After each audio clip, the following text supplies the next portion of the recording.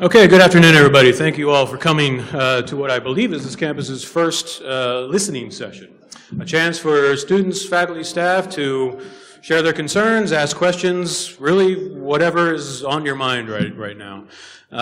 We have three people here who are, you probably know most of them, but I'll introduce them very quickly. We have, of course, Interim Chancellor Maples, Interim Chief Financial Officer Cuba Plain, and Provost Marley, who are here to help answer your questions. I think in order to not have one group dominate, I'd like to rotate, have maybe a student ask a question first, then a staff member, then a faculty member, if that's okay. Feel free to come up to the mics. If people start to stand in line, you can get in line behind them, whatever you want. Is there a student with a question first? Don't all jump up at once. If not, as a staff member, faculty?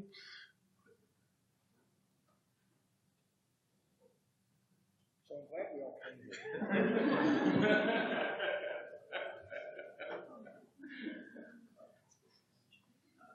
I can order more donuts. Well, I can bring up one that was submitted to me as part of staff council to get things started. So in the recent, some of the recent open forums, there was mention that there was a possibility for an early retirement option being evaluated for faculty. The question is, why is this only being currently evaluated for faculty and not for staff, especially since there would probably be very few staff that would qualify? So I'll take that one. First of all, what is being evaluated is not an early retirement option. What is being evaluated is a voluntary separation agreement, and that is different in that only people who are eligible to retire are eligible for that, and in addition, you have to be a tenured faculty member. So what the separation agreement actually is the sale of a property right, that property right being tenure. So it's not an early retirement program and will not transfer any additional cost to the retirement program.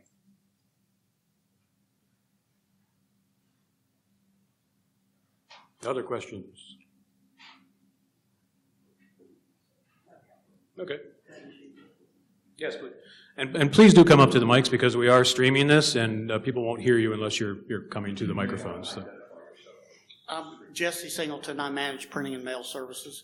And I've been trying to get my head around the option of the 60 rule for retirement to keep your insurance.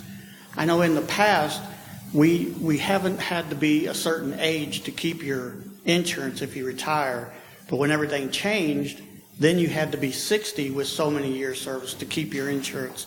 And with the university maybe wanting to scale back on people, that might be a way to get some people to go voluntarily if that 60 age rule wasn't on there. So I'll again try to take this one. When the university looked at making it plain that post-retirement benefits were not a guarantee, before, they've never been a guarantee at the university, but it was always assumed that they were a guarantee. So in order to make sure that it was clear with everyone when we looked at that, what they did was create a transition period and a transition plan, and then they defined in that transition plan what employees could expect in the way of post-retirement benefits. And as part of that plan, which was about an 18-month study by the TRAC committee or the Retirement Benefits Committee, they identified employees into three separate groups. One group of employees were ones that could retire before the drop dead date, which was, I believe, December 31st of last year. And then anyone who retired before that date fell under the previous rules.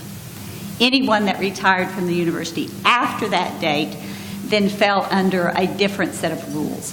If they had long years of service and they were at least the age of 60 when they retired, then they would be grandfathered into the prior plan.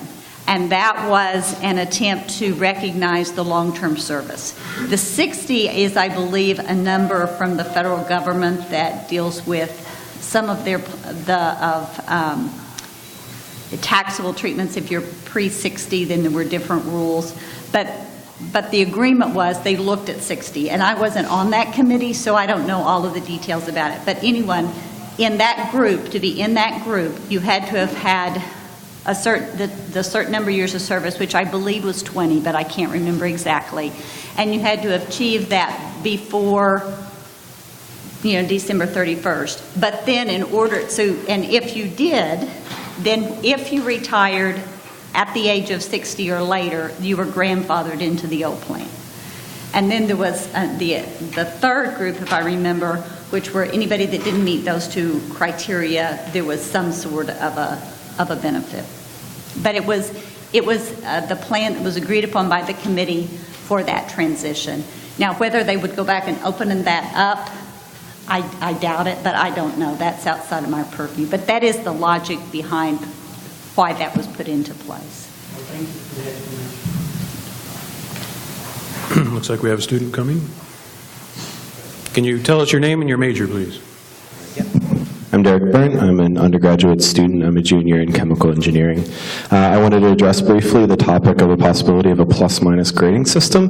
I had a few questions. Firstly, the two only reasons I've heard in favor of this are A, it would bring us in line with Mizzou.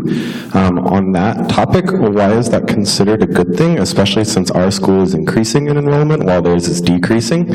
Secondly, I heard that it would allow for a better feedback system between the professors and the students, and I want to know what other options have been considered as a better feedback system as opposed to using a plus-minus grading system, or possibly the possibility of using an internal plus-minus grading system, but not an external one, such as MIT does. Thirdly, are there any other reasons in favor of that system that have not been communicated to the students? Because most of us have only heard those two.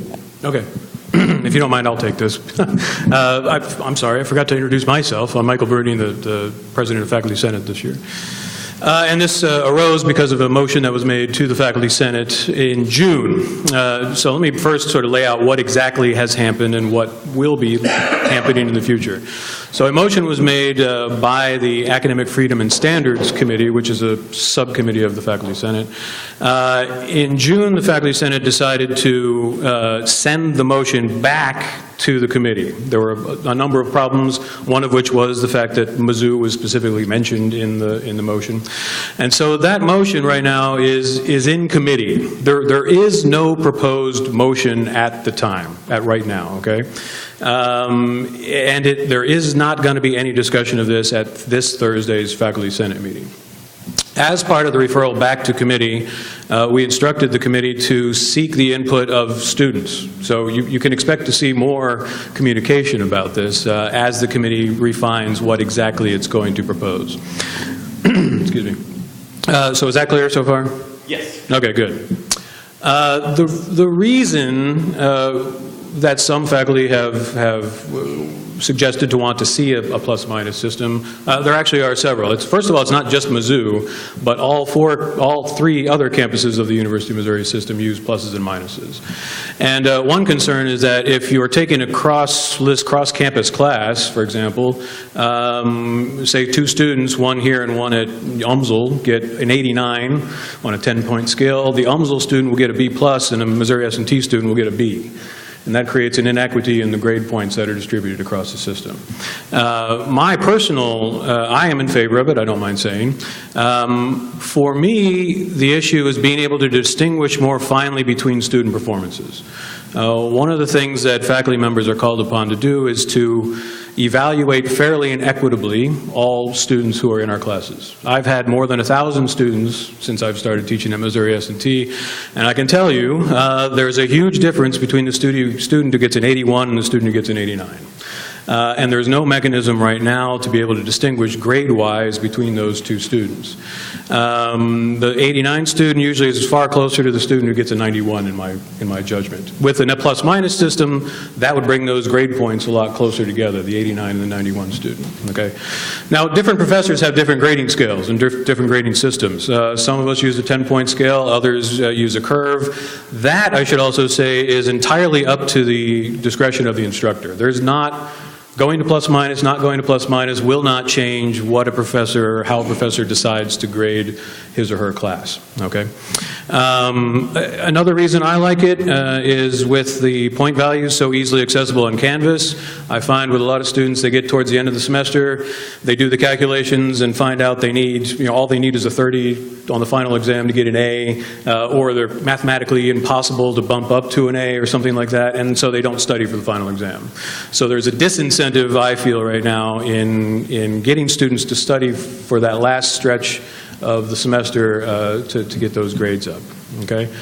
And it's not just, and going back to the question of the, whether we're just copying Mizzou, no we're not, we're also copying almost every major university in the United States. If you look at the lists of national universities, almost every one has some form of plus-minus system. It's generally speaking the regional colleges, community colleges who use a straight A, B, C, D, F system like we do. So I would like to see us more in the company of those, the real national universities. And I think I've forgotten your other questions. Sorry, I went on a little while.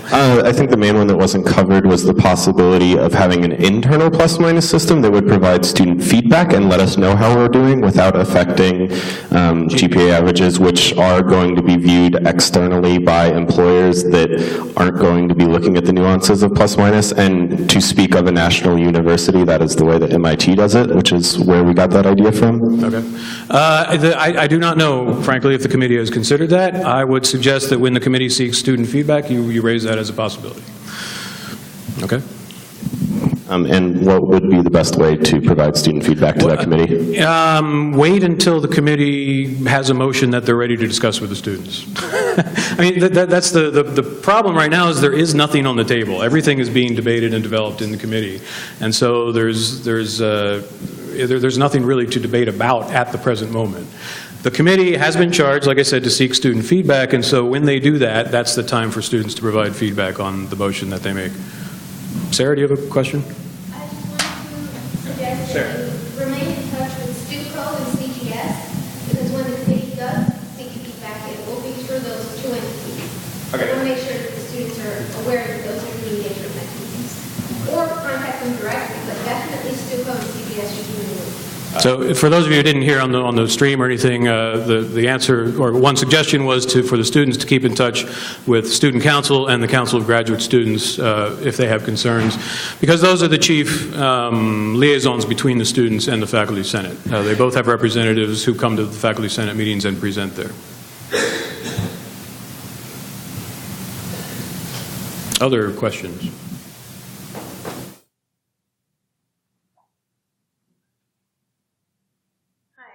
I'm Julia Morgan. I am the Student Council Student Diversity Liaison and a PhD student in the Systems Engineering Department. At the last open forum, it was brought up that there's a disconnect between students and faculty members because the evaluation forms that are filled out by students aren't always read and taken into consideration by teachers. So in your program that's going to be working towards student success, is there something that you're going to do to address this disconnect? I'm sorry, is it Morgan? Did I get your name correct? My first name's Julia. Julia, I'm sorry. Yeah. Yes, this is an important topic, and in fact, our thoughts are going to go with this question is response rates in general for student evaluations of faculty tend to be very low. I suspect you probably know this. We need to increase those response rates, and they need to become part of the fabric of how faculty improve their courses, because I can assure you most faculty want to improve their courses, and they take that feedback very seriously. Now, I think you're referring to a specific technique of feedback, and I want to make sure I understood that properly. Was it a response? Yeah. Okay, maybe I answered the question then. I thought it was a specific tool that you're referring to. It kind of sounds like you're saying the problem is you're not getting enough feedback from students. Is that what you're saying? That is one problem. That is correct. That needs, now, how it gets back into feedback to the faculty member is directly through that process, but also during the process of annual review with the faculty member's supervisor. And that, the deans and I have discussed how and with the chairs, how that can be annualized and made part of the regular annual review process.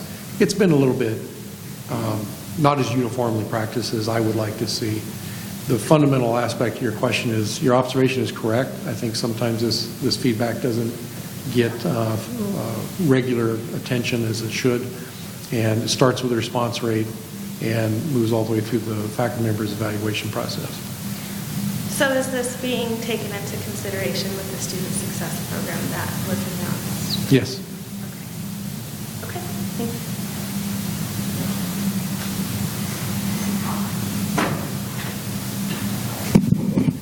I was also at that open forum, and one thing I wanted to ask about is we discussed the possibility of being able to answer those evaluations for a longer period of time. We know that the professors aren't allowed to see them until after grading is done, and so there's a pretty significant 3-ish week gap between when the evaluation period closes and when the professors see them, which should theoretically allow for more time for the students to fill it out. And a lot of people mentioned the fact that that period of time is one of the busiest periods of time for students, although some of them may be calculating their grades and deciding that they don't need to study. Most of us are studying incredibly ferociously, and while we recognize that the evaluation is an incredibly important process, most of us probably prioritize our own grade above that. So we're wondering if there's a possibility of making those student evaluations open until later in the semester, or possibly even a few days beyond the end of the semester. I think it's a great idea, and I'll pledge to work with the faculty leadership to see what we can do to make it as accommodating as possible. Thank you. Yeah, I think that would fall under one of our subcommittees in Faculty Senate, I think, looking at that question. It's certainly worth looking into, and I do apologize if I mistakenly tried to say that students don't study for final exams. I know you guys work really, really hard for those. But for the individual class or two, where that's all I meant.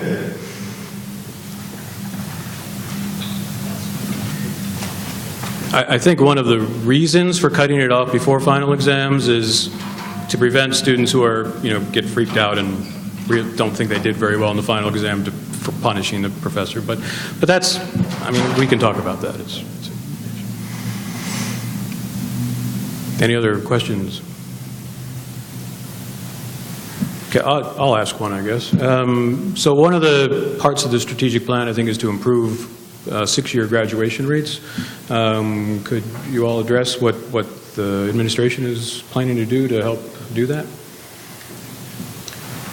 I'll get started. The Chancellor may have some other thoughts to add to this, but 6-year graduation rates, very complex because our students tend to move in and out for a variety of reasons, such as co-op and study abroad and a variety of things.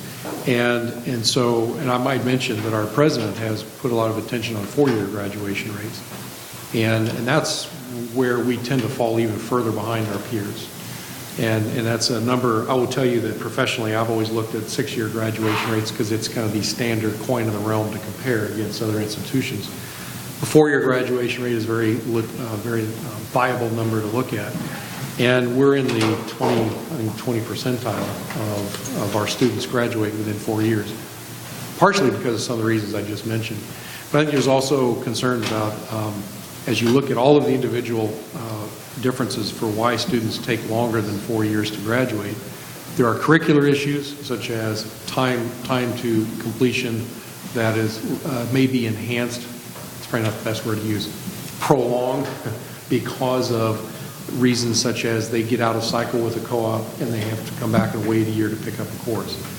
They should have, one idea is to have more courses available online, either while out on this co-op, that they can not fall behind on a course that's on a critical schedule, or have that course available when they return on a more regular basis. Things like that need to be looked at.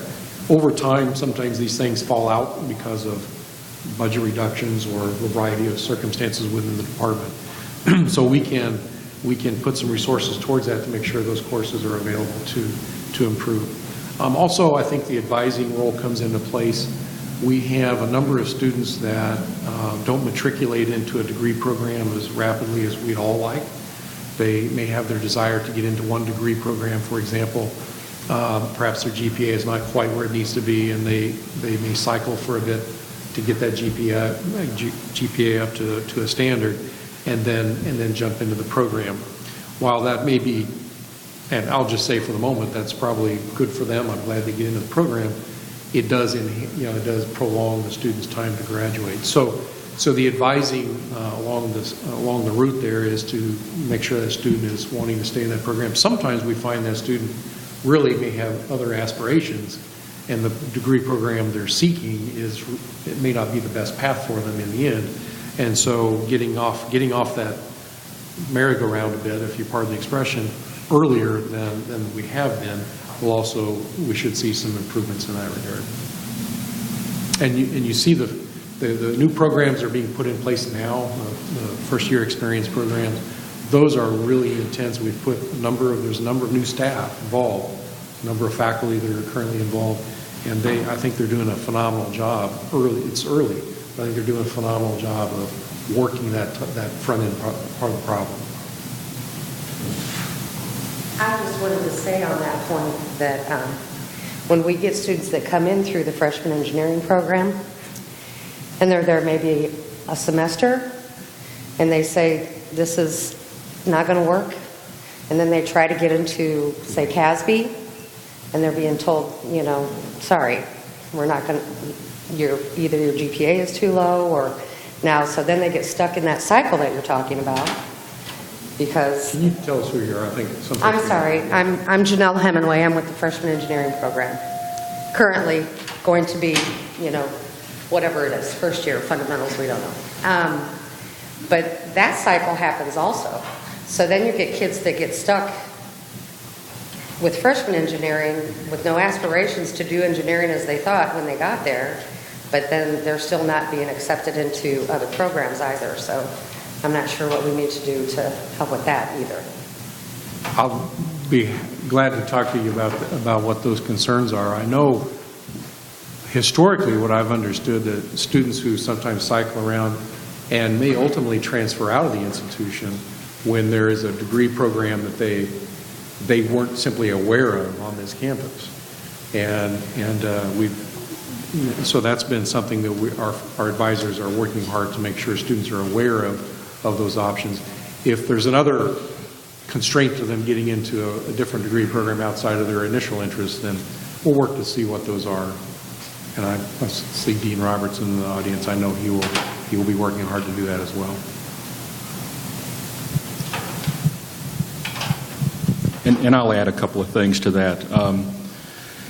One of the other things that we heard loud and clear is that people got into so-called freshman engineering, which is increasingly neither freshman nor engineering in terms of what students take in their first year, and they're actually not in an engineering program. So truth in advertising in this is that it really is a first-year experience and allows a greater flexibility of moving to various other programs. The other things that we're working on, particularly for students who find themselves in some financial difficulty, and this is an area where we've got some philanthropic interest, and we're going to have some interest in leveraging some of the $260 million that's going to be available from the system, is something along the lines of a finish line scholarship. There are a number of students who run out of scholarship money and they need maybe $500, $1,000 to take that one last class. Can't afford to do it otherwise, are on track to graduate, And this would be a finish line scholarship to get them done in that period of time. These would also be available for graduate students who are on track. It's not to keep people going, it's to get them done. So just make sure that that's clear in terms of what that purpose is.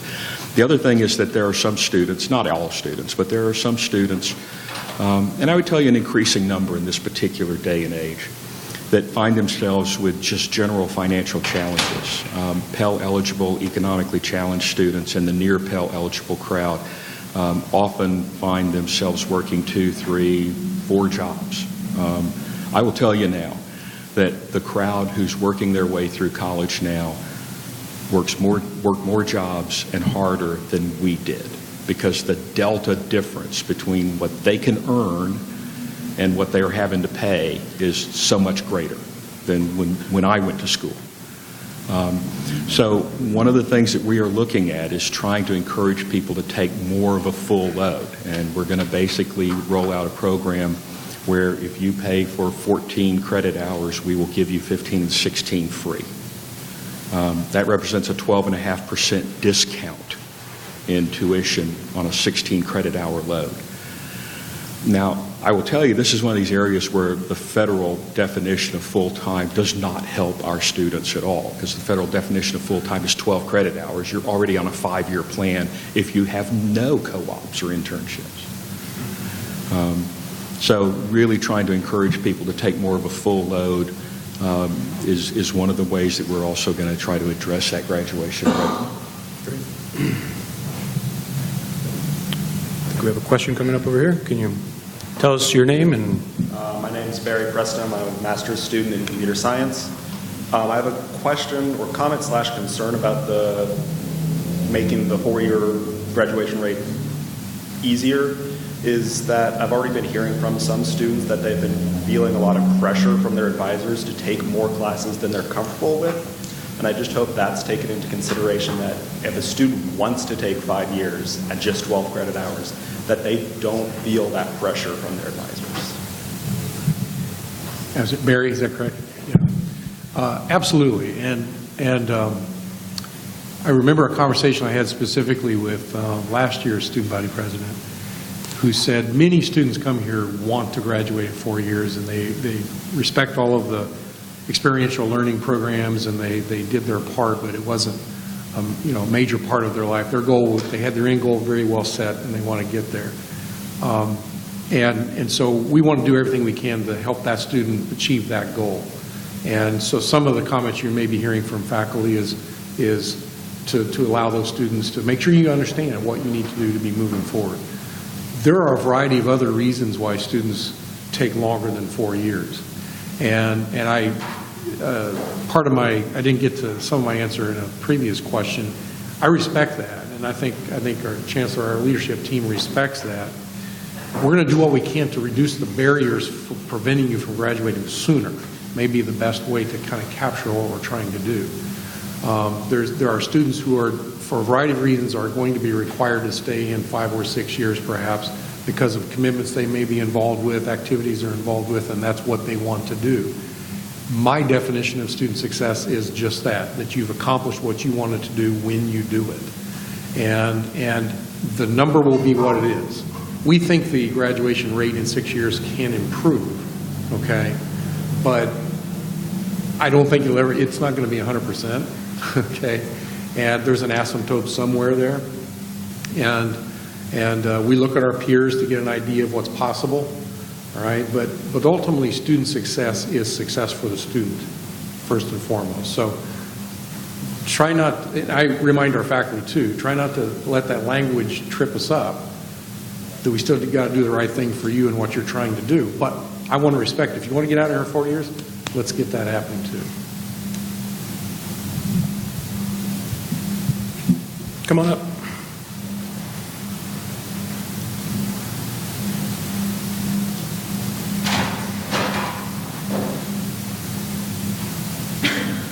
Hi, my name is Ashley Schmidt. I'm a junior. Hi, my name is Ashley Schmidt. I'm a junior in mechanical engineering. I've been working with a couple of students Actually, I think we have a group of over 100 now that is very, very concerned about this plus-minus issue. So I wanted to bring up one of our top concerns, which is campus involvement. So as you said, you view your success of a student is if they've gotten done what they want to get done. And so we all know here that being an engineer isn't taught in the classroom. You don't become an engineer in a classroom. You become an engineer because of your co-ops, because of your internships, and largely because of design teams. And so we have said all unanimously together that we would not be able to have the time to be involved in those things if we were so much more focused on our grades, so much more focused on getting the correct GPA or not having to retake a class because of the C- clause. And so that would take priority over everything else. And we really do believe that this would have a negative impact on our involvement, on becoming well-rounded engineers once we graduate, whether that be in 4 or 6 years. And it would also hurt our job aspects because, I didn't get hired at my co-op that I'm having in the spring because I have a 3.7 GPA. I got hired because I'm doing research on the Honeywell project. I got hired because I started my own business, and I got hired because, I started a car club on campus. Yeah, the GPA is great, but my friends with a 4.0 can't get a job because they don't have any experience. So it's just not the most marketable trait to have a high GPA, but companies still won't look at you if you have lower than a 3.5. A lot of them anyway. So I just wanted to bring in that point for discussion. Well said. I'm not sure I've addressed this already, but I don't know if you want to have a chance. And thank you for the comments, and I thought that was highly well articulated, and congratulations. So we've talked about this. I think as Dr. Bruning has said, this is still a motion I guess a motion in subcommittee. It's not quite a motion yet. Right. And this will be something I hope you have a chance to articulate later. Someone will, because I think this is on tape. They can run it back and run that past. I will tell you that I've been at an institution where plus-minus system was brought in, and we did a study in which we looked at before and after GPAs and found no change. I've told folks that it's the central limit theorem takes over, and people will tend to get as many pluses as they get minuses, and things average out. I think you answer part of your concern. That there's an answer there in the sense that if you're wasting a lot of energy, and I guess I've editorialized already, if you're spending a lot of time concerned about a plus or a minus, that's time that should be spent elsewhere worrying about something else. That everyone worries about the grades, I get it. The plus-minus system, from what I've studied and seen, is allows instructors to try to evaluate on a broader scale, respective of performance. Instead of 4 points, you get more. But aside from that, it's something that you're on the right track to do what you need to be doing, and I certainly hope that plus minuses doesn't cause that kind of concern. And you did mention the C- clause. That was in the motion. So the clause in the motion in June stated that a C- would not count towards requiring towards a prerequisite for courses that require a C or better. Again, that motion has been sent back to the committee. The whole motion has, and so that clause it's not really a clause. It's because there's not a motion. My expectation, and this will be up to the committee, but my guess would be that clause would be taken out. I can't promise you that, but but that will be up to the committee. I can say, too, that some faculty members are opposed to changing to a plus-minus system. There was a pretty vigorous debate in the June meeting about that. Some did not want to see it brought in. Others did. So we're going to have a lively debate with students and with faculty about this. And who knows, the end result could be we don't change anything. We don't know yet. Other questions? How about a question about faculty research? We've, in the strategic plan, I believe, stated we're going to try to double research in the research expenditures. Is that right? In the next how many years, and how are we going to do that? 5 or 10, take a choice. I think it's 5. And how are we going to do that? So one of the metrics that we are using across all of the universities in the Missouri system is research expenditures. And when you look at where we are, when you look at where our peers are, when you look at comparable institutions, when you look at comparable engineering faculty numbers, we're underperforming compared to everybody else in terms of research expenditures.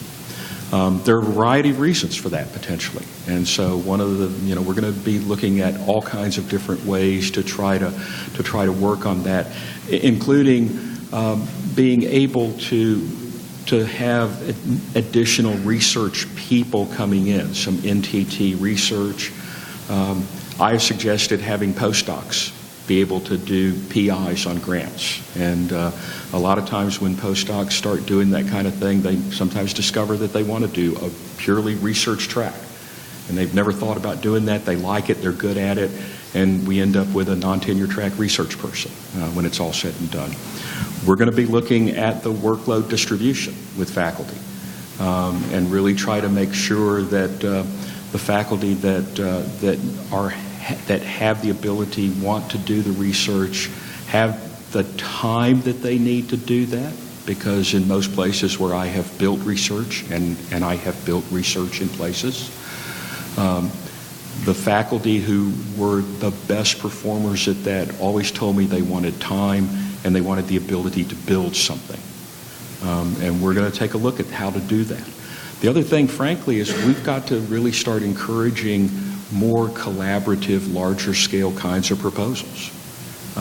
Proposals that are somewhat higher reward, higher risk kinds of proposals in order to have these larger scale kinds of efforts come through. You've probably seen a fair amount of press and heard a fair amount and even heard it on NPR this morning about the battery charging proposal that has just gotten funded to the tune of over $2 million that we're a part of. These are the kinds of things that we're going to have to look at and think about. There's a lot of opportunity coming with this $260 million match coming from the system for us to come up with matches on our side and for us to be part of collaborative research related to the TPMC and the PMI, which is the Translation Precision Medicine Complex. And we don't have to adjust what we do. We have to take what we do and think about ways to apply it. And that's the kind of approach that I'm hoping that we will collectively do and be part of something larger going forward. Again, there are all kinds of different options for us to start building the research program. Ultimately, I realize that expenditures are what a lot of people count. I personally think that expenditures follow results, and expenditures tend to follow reputation. And so when you look at the results that we get and the significance of the research and creative works that we all collectively do better, because it's like, oh, S&T, okay, we know them. They do good stuff. And when there's a tie and somebody's trying to consider S&T versus some place they don't know that well, tie will go to the place that they know, and it will often go to the people that they know. So, you want to weigh in? Just had a couple of comments, and thank you. You've hit on most of the important topics. The overarching goal that came out of that particular part of the plan was to achieve an R1 status in the Carnegie Foundation classification system for higher education. And that, in my opinion, that reflects the institution's stature relative to where we are in a national scene in terms of research and creative works. And it's fundamentally based upon your expenditure productivity as well as your doctoral student productivity. We have individual departments that have very aspirational goals relative to their national standings. And this obviously just builds upon that and creates a system, or rather a campus-wide goal. I want to dovetail on the expenditure comment and express my opinions to all faculty across the board here that I agree expenditures are one measure. It's a measure that's probably, at the end of the day, the easiest to measure and easiest to compare. but scholarly works of all types are what we're really about. I'm a bit old school in the sense personally, in the sense of the best scholars in a field tend to be the best instructors in a field. There are exceptions, and there are exceptions sometimes individually in terms of what your preferences are, but fundamentally, students want to study at the seat, so to speak, of a master of the field. And that's where our scholars really shine here, is we have active researchers and active scholars, and most of them tend to be pretty good instructors. We have some exceptions, and we work on that, and some folks who just have different priorities. We work on that, but it's not just the expenditure side of the equation, is what I was trying to say. The equitable enforcement, finish the sentence. Equitable enforcement of our workload policy. We have a workload policy from the system and on our campus that will get us to where we need to be. It just needs to be enforced in the right way. We've been a little lax in this. And I've already talked a little bit to the chairs about this. I'll be discussing this with deans and chairs further in the near future.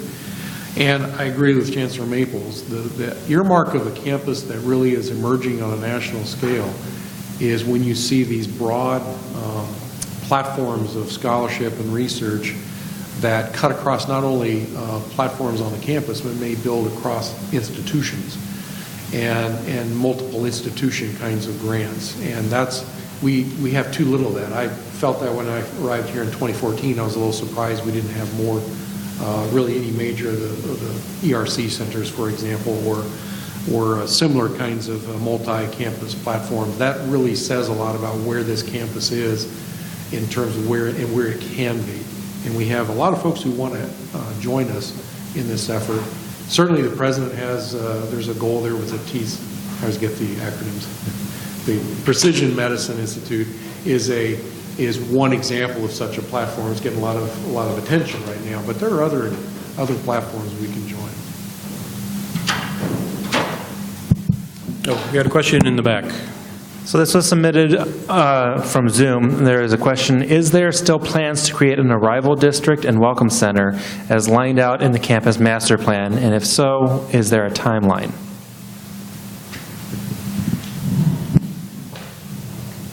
Yes, there is still a goal to create a welcome center and a new entrance to the campus, but with regard to timeline, we're still a ways away from that.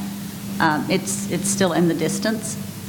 Obviously, we need a permanent chancellor named on board to be able to understand and take that forward and help us with that plan, but it is in the longer range plan.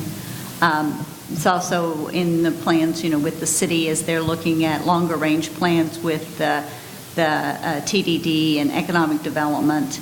But that was part of that original thought, and part of the university's thought in that original plan, and that is still there. But it's not going to happen in the next 6 months or the year, probably. I mean, we're a ways out. There's still lots of planning and discussion to be done about that.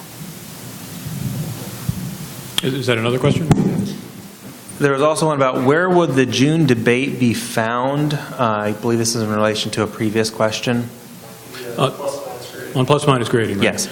All of the minutes for the Faculty Senate meetings are posted on the Faculty Senate website.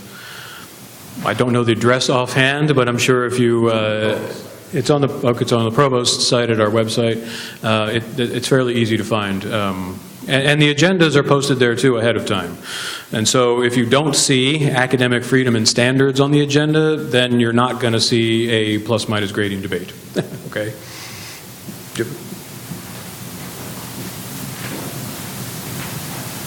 My name is Rob Hogan. I'm a computer engineering sophomore. And my question is in regards to all the construction on campus, specifically the four main ones. Was the one in between UC and RC, the one on Parker Hall, the new one that was just announced for the shrink renovations, and then the, I can't remember the other one, but we didn't know if there was like a timeline set for those, or when could we potentially see ground being broken on the shrink as well. So let me take these one at a time. So if you're talking about our 5-year capital plan, that's going to be things that we're going to be looking at over the next 5 years. So the Shrink Hall Phase 3 Biosciences Complex, I don't know how far out that is because we haven't raised the money for that yet. So that one is, I'm going to put that one out. The project related to Shrink Hall that's currently in progress is the renovation of the ground floor and first floor. And so that project kicked off earlier this year, and I think it had an 18-month window for that to be completed, and that includes renovation of teaching labs all on the ground floor and then some additional research space. So that one is in progress. The ACML laboratory addition to civil engineering, we had hoped to break ground yet this year, but because of the weather and it getting cold a little sooner than we thought, we've pushed that back till spring simply because of the amount of concrete that's in that project and where we needed to be with the concrete and the weather. So that one will actually break ground in the spring. The Student Design Center is also in that same instance. We had hoped to get in the ground before the end of the calendar year, but it will now be spring for the same reason. It just kind of got cold on us a little sooner than what we had hoped. And the classroom building addition to which will be next to the computer science building, that one, our goal is to have that available for classes in the spring semester of 20. And so we are pushing that. Hopefully the bids will go out very soon, but that is the goal on that one, that it will be available for classes in the spring semester of 20. Was there another one in there that I have There is forgotten? a current project going on to On Parker Hall. Parker Hall, and then in between UC and RC residence halls, they've taken out that J parking lot and are transforming it.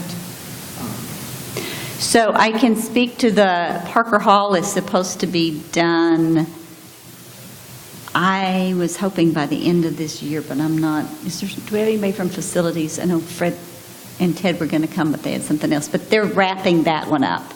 So we're in the last few months. By January or February, it should be all done. Hopefully before that. Just part of it's just going to depend on the weather and how much they can keep working. On the Commons, I'm not familiar with that one. Deborah, could you help me on that one? Going on there. Now, there is some work potentially being done with the yard and the grounds to try to clear that up. And there's also a facility in between the residential commons and university commons that we've talked about making that. Right now, there's property in there. I think there's a lot of research property. The fact is maybe at some point making it into a food venue for students, but that has not been started at all at this point. And I don't think we even have an actual proposal on the table, but that is a down the road thing. So I would say if we do that, it needs to be 2 years out. Is that what you're talking about, the food venue? They specifically took out the J parking lot down by the basement of RC2, and they said they were redoing the very steep hill up to that area and that specific area with different landscape and The landscape is what we're talking about instead. that and the fact that they took out the whole J parking lot, and so there are like 3 parking spots there. Closer to the entrance to where that parking lot used to be. I'm not sure about whether they'll build parking spots, I'm sorry. I know that there was an attempt to create a much more landscape area, walking area between University Commons and residential commons, which should have happened when we opened University Commons and didn't get done, so it's been put on hold. But I'm not sure about the parking. Okay. We'll find out more about that and find out what's going on.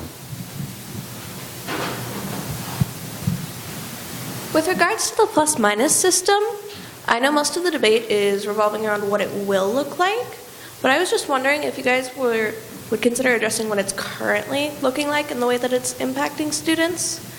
The way that the information is spread, there has been a tremendous amount of misinformation spread that has caused a lot of concern and distress to students right now, and I know that it's even heavily impacted a lot of people's midterm grades. And so most of the answers we've been getting have been talk to Stuco, but just on the whole, the entire thing seems to be beyond the scope of Stuco to adequately share with the entire student body and the level of concern that we're experiencing. And I was just wondering if the university had a plan to address the problem of the communication of the developments and the way that it's working and its impact on students currently, beyond just pointing us to Stuco, because all of the Stuco representatives are very overwhelmed with it right now. I would appreciate it if we did speak for student council if you're not a member of student council, first of all, just a footnote. I appreciate your concern for my representatives, but I don't appreciate you giving that opinion. That's not something that we're here to say. Okay, that was just the opinion that was expressed to me at our forum, was stating that talk to your representatives. No, I just meant the part where you were saying that we're very overwhelmed. Yeah. I mean, at the forum, you yourself said that you were not sleeping to research it, so it seemed like a fair. It is not, though, because I'm not saying. Okay, I think we can all agree that the communication on this issue hasn't been ideal. I think part of this stems from social media explosion. Something gets posted online and it just blows up. I don't know where that all started. I don't know, but as we all know, things take on a life of their own sometimes when they get posted online. There's probably blame to go around. The Faculty Senate perhaps should have communicated more clearly to the students what we were considering. All I can do really is assure you that well, in some ways, there's nothing really to communicate because, again, there's no motion being debated right now. We will want to hear from students about their opinions in the future as a motion is developed. I'm very sorry to hear it's that anxiety-ridden that students are feeling so anxious it's affecting their current grades. Really, really don't want that. That's not. None of us want that. So if you could tell us really what you want, maybe that would be helpful, perhaps. This was not any attempt to try to slide something in secretly. There's no Machiavellian plot to suddenly spring something on the students. We just wanted a lively campus debate about what the best way to move forward is on this issue. Anybody else want to? I think you've covered it very well, Dr. Brunig. I too am concerned if students are stressed about this. That's unfortunate, very unfortunate. And just to assuage a little bit further, I've heard rumors that this will be retroactive. That would be actually, I think, against the law. I won't allow it. I know Deanne won't allow it. So lots of folks will take a bullet there. And I think it was just meant to create more concern. But it does raise the issue of, if the Faculty Senate moves forward on this, there'll still be a timeline. There's a distinct possibility if something's put into action, that it may not take effect for some period of time. It's not going to affect your grades this semester. Probably won't even affect your grades this year. And so, again, if that's a message that can be shared, please share it. We can talk amongst ourselves of how we might get that message out further. I know where the faculty are coming from. They're saying, we haven't said anything yet officially. But there comes a point in time when it doesn't matter if you said anything officially. It's out there and people are churning about it. So I think we should think of a way to get some information out there to help calm fears. But I feel like the guy in Animal House, all is well. We don't want to be like that and get run over. And we felt like that a little bit last week. Just to reiterate, that if a motion is made to the Senate and if it is passed, and those are two big ifs, the earliest it would go into effect would be next fall, I'm pretty sure. And would that be right, Dan? The earliest. So it will not affect any grades this academic year, period.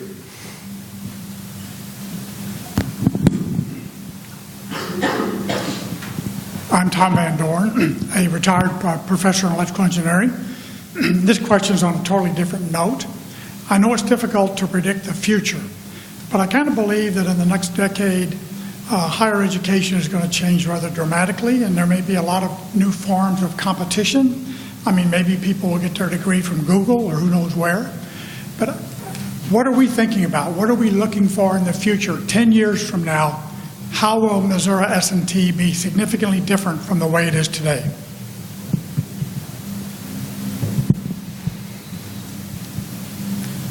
Everybody's looking at that. It's a good question.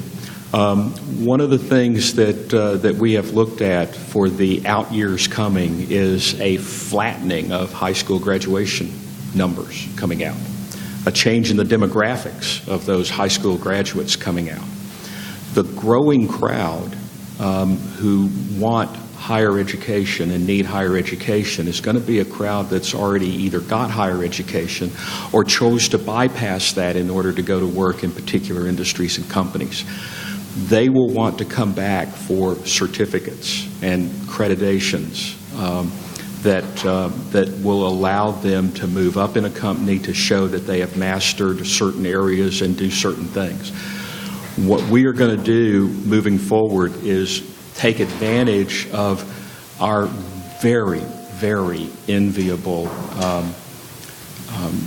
connection with the private sector to talk with them about potential certificates that they will want, whether it's in project management or mining economics. But we're also going to look very seriously, and there's a lot of interest in doing this, at taking our current minors at the undergraduate level and emphasis areas at the undergraduate level and having them available as certificates. And as has been pointed out to me by students, when they're filling out job forms and application forms, there are places where they have to put in their degrees and certificates. There's no place that asks them for their minors. On top of that, as Missouri moves toward outcome-based funding, accomplishment-based funding, it looks like any new money coming towards higher education in Missouri is going to be controlled by that outcome-based set of metrics, the main driver of which is going to be degrees and certificates. And at least at this point in time, the philosophy is a certificate counts the same as a four-year degree in terms of funding for outcomes. We have really well packaged things that we can do in terms of minors and certificates. We listen to industry. We can create some new ones ourselves in terms of those emphasis areas, moving into certificates, making things available that students will 10 years, 15 years, 20 years from now. I truly believe that there will be a number of students, certainly at the master's level, who will stack 3 or 4 graduate level certificates into a set of accomplishments that's almost like a designer master's. I could see people starting to do that at the undergraduate level too, where they come in, take a certificate or two for a period of time, leave, come back in, head in a different direction within their company, leave. And so that we're going to have people going in and out on a regular basis, which frankly I think is going to ultimately make the 6-year graduation rate moot when we're all said and done. But we have the ability, because of the way we have the connection with industry, because of the way our skills and our ability to serve in engineering and in CASB will package into digestible units, we have the ability to shoot the curl on this and really sort of set a standard for a lot of other places. It's just about 1:30, or is there one last question anybody wants to pose? Sure.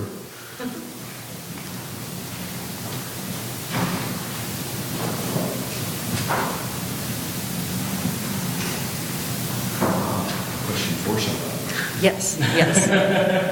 As I was saying, I worked with a group of students. We had a Google Doc full of research, so this is for them. They have a paper listed here, a couple of them, and it says that the GPA was not changed a lot, like the average GPA wasn't changed by the plus-minus system, but over 1/3 of the 4.0 students no longer had a 4.0. And so I would just like to touch on the type of student that S&T really attracts, which is, it's not uncommon to be a valedictorian here. you're attracting people. I mean, I was 15th in my class in high school. I think the top 12 went here.